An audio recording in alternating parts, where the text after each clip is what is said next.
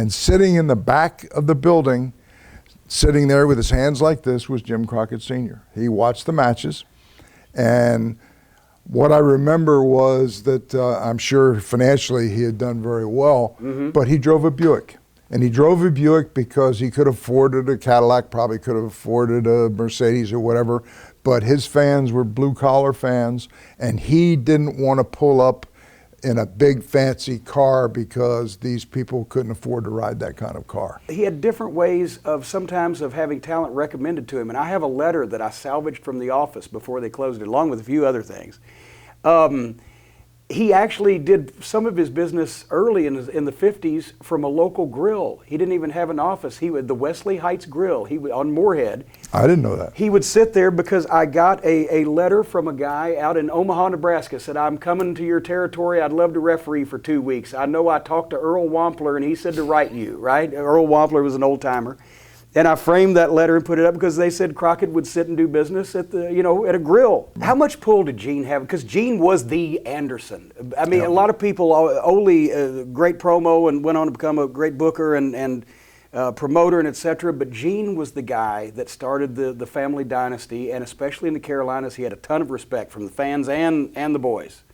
How much pull did he have at that point behind the scenes? Well, he was very quiet, where Ole was very verbose and outgoing, and you knew right where you stood with Ole, and sometimes he wasn't very politically correct with what he said and how he said it. But Gene was kind of like the silent one that I think carried a lot of stroke. Ole Anderson was Hall of Fame worthy because he drew nothing but money. He was a very smart guy, and the feedback that I get, well, yeah, but he didn't wrestle that many places. He didn't travel. Didn't travel. Why would you? Well, why would you? You answered the question. When he you lives make that in North kind Carolina of money, with beautiful weather, or in Atlanta with beautiful weather, and he owns part of both promotion, or one promotion, and books for another promotion. He's making literally $750,000 in today's money. Why are you going to go to Kansas City? David is a wrestler. The story I heard, and I actually have the only film that I know that exists of David wrestling. It was against Swede Hansen.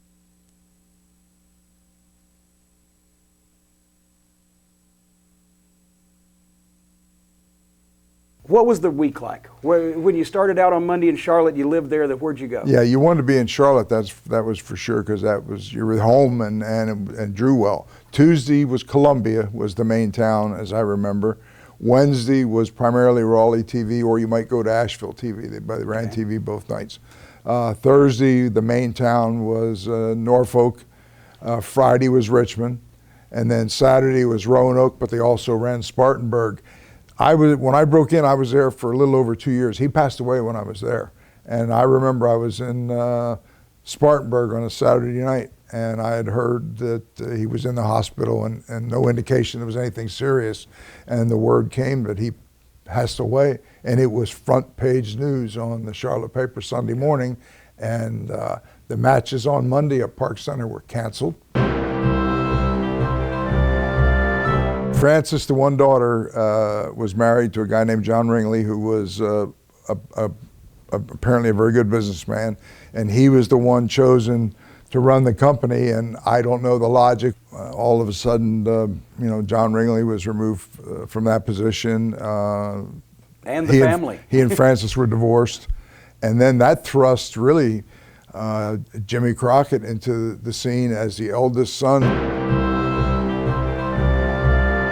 They started going to the bigger arenas. Now all of a sudden, here's the Charlotte Coliseum instead of the Park Center.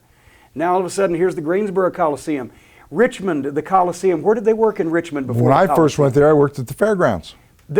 Oh my God, and I worked in the basement of the Norfolk Scope. That's in the parking garage. Ring of Honor went there. It's still there, and it still looks like shit. Now you've got Valentine. Now you've got Wahoo. Now they started building the rest of the card, and Wahoo McDaniel recommended the kid from Minnesota. It was going to be something. Ric Flair. They bring Ric Flair in, team him up with Rip Hawk, because now he's got a veteran to be his partner. Got that rub. You got the rub of a guy that's been on top for a long time and is ready to be moved out, along with all the rest of the homesteaders, and it's a new time. That built the basis. If you ask the longtime fans of the Carolinas now, nothing topped Wahoo McDaniel and Johnny Valentine, because they could literally believe that these two guys that looked, one was a lunatic and the other one was a former pro football player, and ran 26 miles and drank a quart of motor oil on a bet in college. That's legitimate.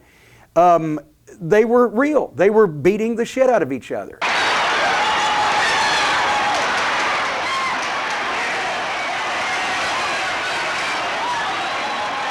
They hit a rough patch there, 83-ish or so. Yeah. Business in a lot of the territory was down. I picked up the phone and called Dusty, and I said, Dusty, God, I have to get out of here. He said, well, you couldn't have picked better timing. He said, I just cut a deal with Jim Crockett, and I'm going in to take over.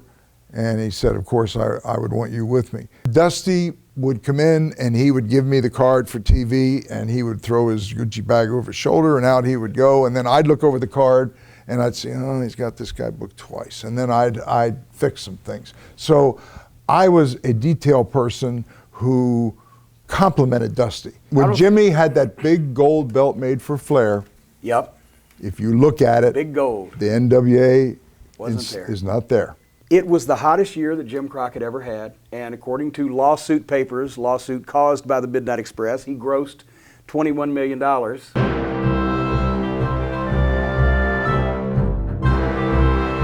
Could Jim Crockett Promotions have ever beaten Vince McMahon, or were they just not equipped with the infrastructure? In that converted convenience store on Briar Bend Drive in Charlotte, the same secretaries, yes, the same accountants, and a small staff. 1, 2, 3 ladies in the front, Dave Johnson, there's Sandy Scott working there. I mean, there's 12 people. Yep. Maybe when Gene Anderson's in for promo day, there's 12 people in the office. They're grossing $20 million a year on a wrestling business. They've got national television on cable and local broadcast. They're running 300 plus events per year, and they're competing with Vince McMahon with that fucking tower in Stamford.